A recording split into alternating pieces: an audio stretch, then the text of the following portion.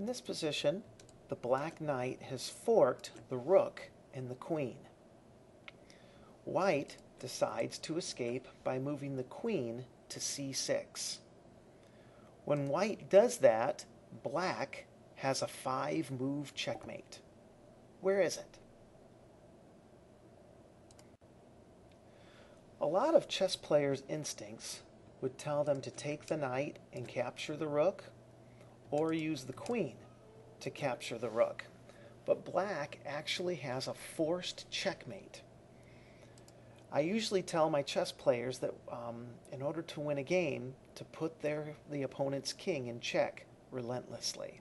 And that's what to do in this position. First, take the queen, put the king in check.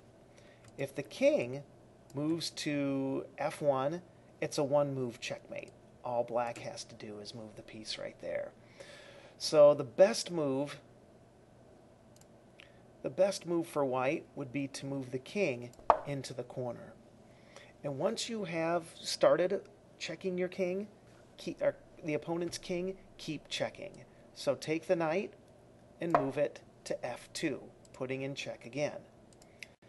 This creates one of my favorite tactics in chess. It's called the mill.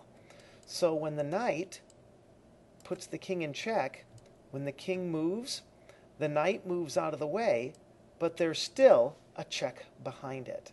And so the white king is kind of trapped moving back and forth as the knight can go around picking off different pieces. Again, this is called a mill, and it's a really fun chess tactic. The king has no choice but to move back to g1, and here the knight can put the king in check again by moving to h3. King is in check. The king still can't move to f1 because of the threat of checkmate, so the king has to move to h1 again. And this is one of the coolest moves in check. The queen then puts the king in check by moving to g1. White recaptures the queen on g1, and then black puts on the checkmate. This is called a smothered mate.